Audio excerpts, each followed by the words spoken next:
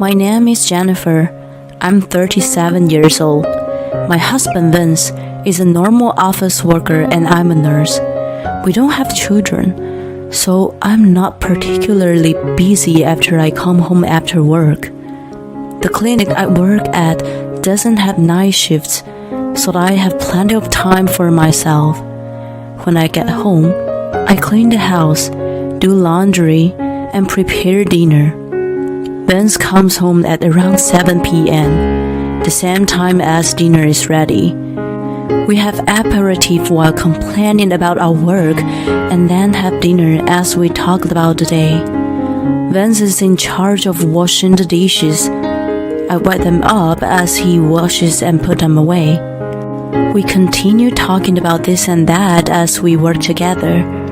After that, we relax doing whatever we want. Vince sometimes works on his PC, plays games, or surfs the net.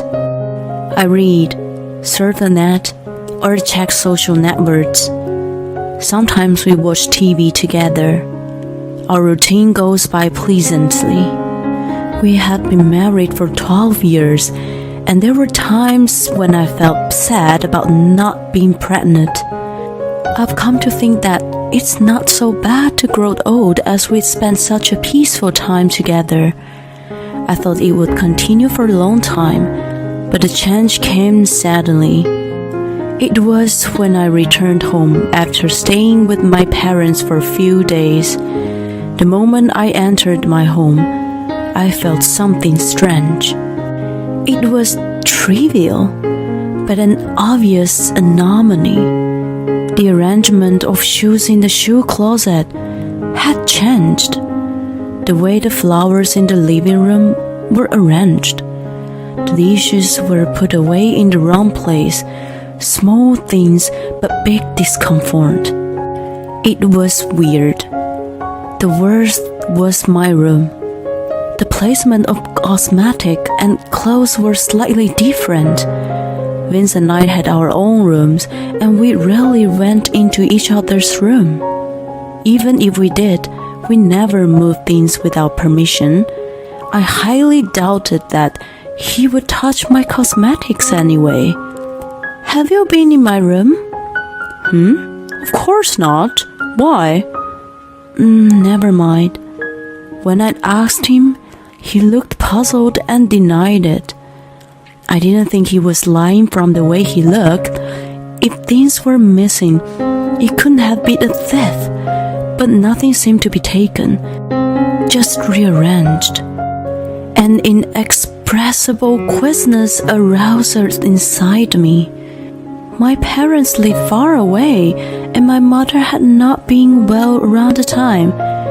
She pretended to be well, but it seemed that her hips and legs were getting weaker, and she was granted a caregiver at home by her insurance. A helper visited her regularly, but she was a little timid, so she couldn't ask her helper to do too much. On the other hand, my father, who was still in good health, couldn't do any housework because of his old way of thinking. He was trying his best, but it was going to take him a while to be able to help my mother. So I visited them regularly to help out and gave him housework. I had to stay at their house every time as he was far away. Vince sent me off without a complaint, so I took it for granted. The feeling of discomfort I had that day lasted for a while. Whenever I went to my parents' house for a few days and came back, I noticed an unusual air in the house. Vince usually did nothing around the house except washing dishes after dinner, but ever since that day, it seemed he had been doing laundry or cleaning while I was gone.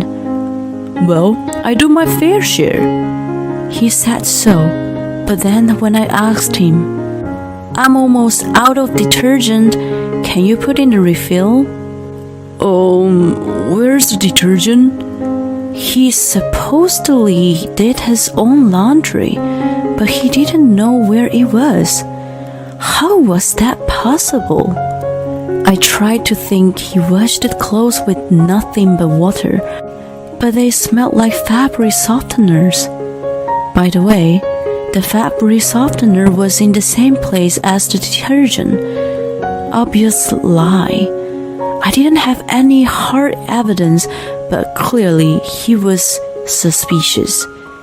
Every time I went to my parents' house and came back, the house was like, spot the difference.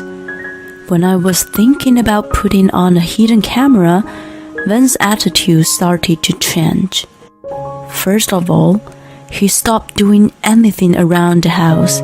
He didn't even wash the dishes after dinner. At first, he said he was busy, but he didn't do any work. He just sat on the couch playing with his cell phone. When I asked him to help me, "I can't, I have something to do now." He snapped at me and then went back to fiddling with his phone. He also started coming home late, saying he had to work overtime. One day, I really needed to ask him about something, but he didn't pick up his phone. I reluctantly called the office and was told that he got off on time. I asked him about it when he came home. "I went out for a drink with a client. I wasn't just hanging out, but I lied because you were fuzzy. It's your fault." With a clinking of his tongue, he somehow made me the bad guy. From that day on, he said he was going out for drinks with his acquaintances and didn't come home until late at night. Sometimes he went directly to the office instead of coming home. Furthermore, his business trips increased. I was skeptical if it was true. He spent much less time at home. We barely talked, and cold air filled the house. I tried to improve the situation by starting a conversation. "I can't talk right now. I'm busy. We'll talk later." He gave me a cold shoulder, and days went by without having to exchange a word with him. When I gave it a try again one day, "You know, today at the playground." "A playground? Why do you go there? It's not a place for a childless woman like you, is it?" "Why do you have to talk like that? It's the playground in the park I usually walk by. There are lots of people who use the park for a walk without kids." "Walking? It's nice to have free time, isn't it? You're taking it easy while I'm busy at work." "It's just a metaphor, and I'm just passing through." "Shut up, that's enough. Listening to a barren woman gives me a headache." "Excuse me?" My objection was ignored, and he retreated to his room. I was confused by the remark he made. We had discussed as a couple that we would let nature take its course, and that if we couldn't have a child, there was nothing we could do about it. He had become completely cold, and I was left alone to tears. Then one day, a bomb dropped on me. I was working at a clinic as usual. I worked in an OB/GYN department at a private hospital, where almost all the patients were women. A young woman who was a first-timer ran up to me in the waiting room. I knew she had just found out she was pregnant. I was about to tell her that she needed to be more careful in the early stage of pregnancies when she grinned and looked into my eyes. "Are you Jennifer?" I was surprised to hear her call my name. All of us staff members wear name tags on our chests, but I had forgotten to put mine out of pocket. So, how did she know my name?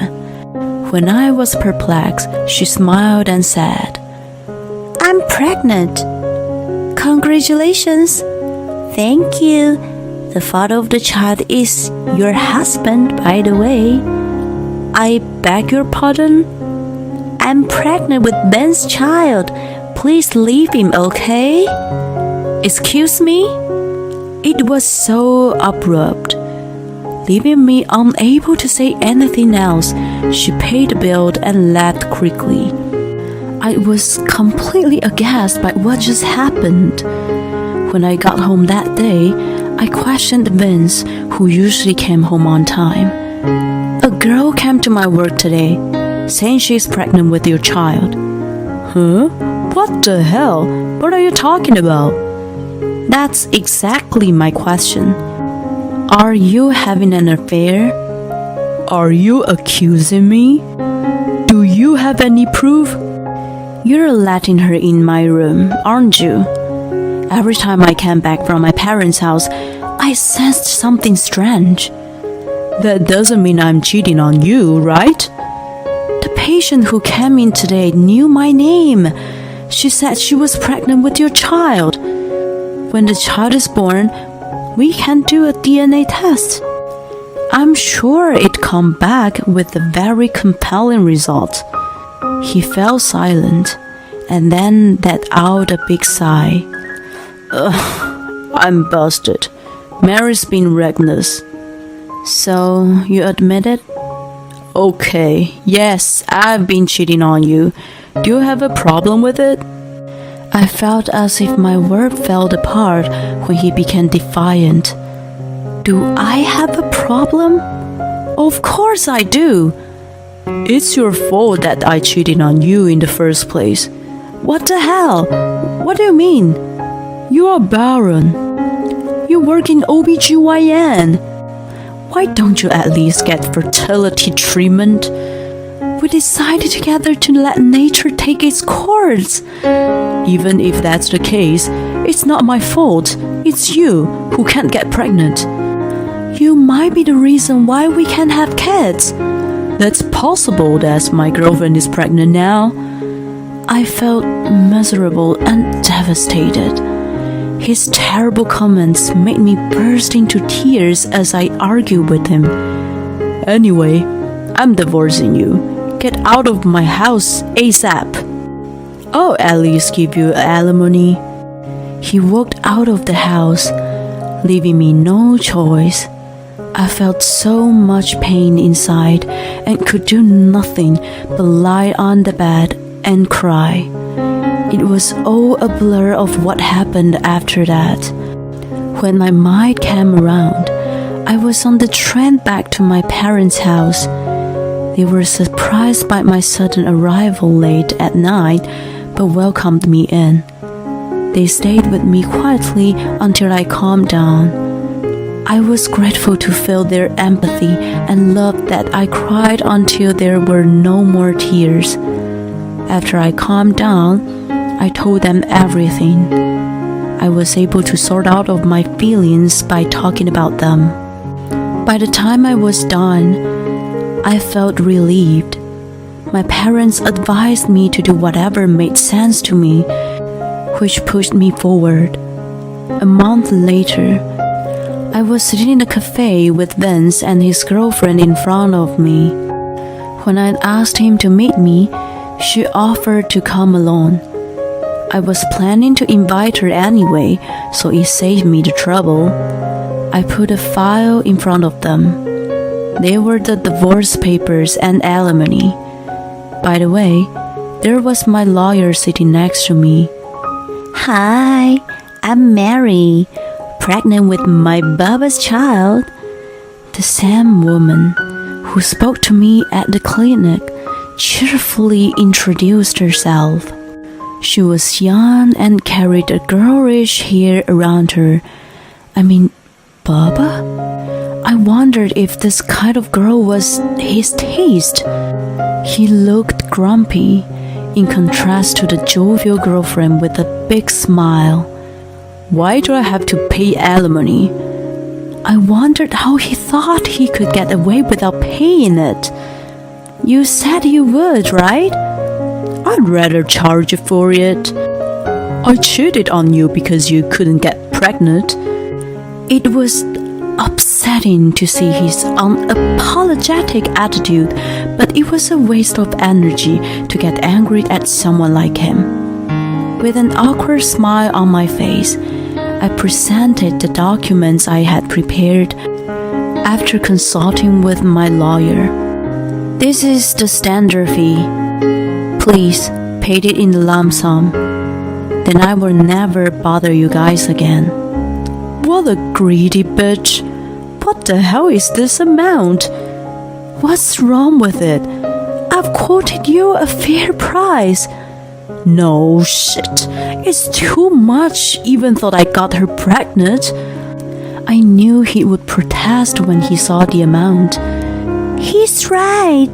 We are going to have a baby. How can you treat us so awfully? I wondered if Mary had flowers blooming in her head when she foolishly joined it. She seemed to be oblivious to the fact that she stole my husband and destroyed my family.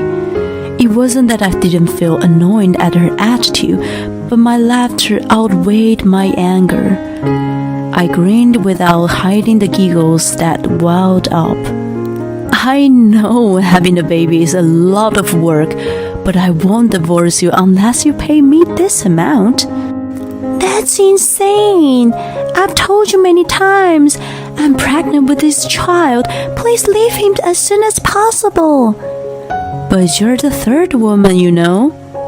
What do you mean? I gave her the truth with a smile on my face. She looked baffled by what I had just said. I didn't miss the face of Vance turning pale. I wasted no time and showed them multiple photos. These are pictures of his affair. There are 2 others beside you, right, Vance? I hired a private detective and found out that he was having a 3-way affair. That's a lie. Mary immediately denied it. That's called her cheating partner number 1. Look, he's lovey-dovey with you in this picture, but he's also holding hands with this woman. Here's another picture of him entering and leaving the motel with another woman. Cheating partner 2 and 3, looking intimate with Vance. No matter how hard I tried to think otherwise, they didn't think like friends. Mary turned pale in front of the photos. Vance looked like he was going to throw up. Baba, what's all this? It's not what you think. They're just friends. You hold hands with your friends and go to a motel room with them? I'm just shaking hands in this one, and this is going to a motel to talk about work. He was flustered to make excuse when questioned by Mary. If that was a handshake, I wasn't sure in which custom. They were almost arm in arm. And what kind of meeting needed to be held inside a motel room? You're the only one I love, it's true. While he was desperately justifying himself, I raised my hand to signal. Immediately thereafter, the people seated behind us stood up. The moment they turned to look at us, Amy, Julie! Vance shouted, What the hell are you guys doing here? Oh, I called them. What? I smiled at horrified Vance and looked into his eyes, which were almost popping out of the sockets. Wait, what? Are they the same people in the pictures? Yes, I invited cheating partners number 2 and 3. I beamed at Mary, who was totally confused. Oh my God. Oh, the detective was terrifying good. He checked all the backgrounds of his girlfriends. It cost me a lot of money, but I had no regrets. I got to see Vance's dumb face right in front of me now. That was enough for me. Didn't you tell me that you were single? Didn't you tell me you were in the process of a divorce and that you were separated? Vince's face was a mixture of panic and confusion as he was confronted by his cheating partners number 2 and 3. You worked overtime every day, went on frequent business trips, and went out on weekends. I thought you were pretty hands-on with one partner, but I'm amazed that you had 3. It was really unexpected, and I was beyond angry and astonished. No, this is all wrong. Nothing's wrong here. You were cheating on me with 3 women. That's why the alimony is at this amount. Do you understand? All of them have admitted to having an affair with you. You can't get away with it. You will pay exactly this. I banged on the table, and Vince jerked his body up. He was white as a ghost and covered in the cold sweat. Boba, I'm your true love, right? I was the only one you were serious about, wasn't I? Pout-faced Mary pressed him. Before he could say anything with trembling lips, the other women closed in. You said you were going to marry me next year, didn't you? That was 3 days ago. You were going to continue our relationship if you didn't get caught, weren't you?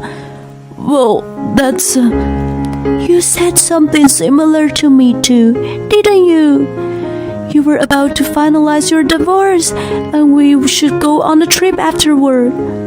Were you planning to continue with them even after our child was born? Are you kidding me? Vince was shrinking smaller and smaller. Guess what happened afterward?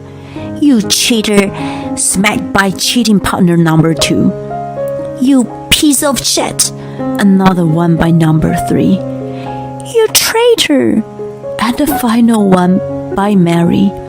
He was slapped beautifully 3 times in a row. It wasn't even the season for snow, but I laughed at the glorious red cheeks on his face. The rest of the meeting went very smoothly. He was in a state of despair after being confronted by 4 women, including myself. We had abandoned him. He was out of his mind, but he easily signed the divorce papers and agreed to pay alimony.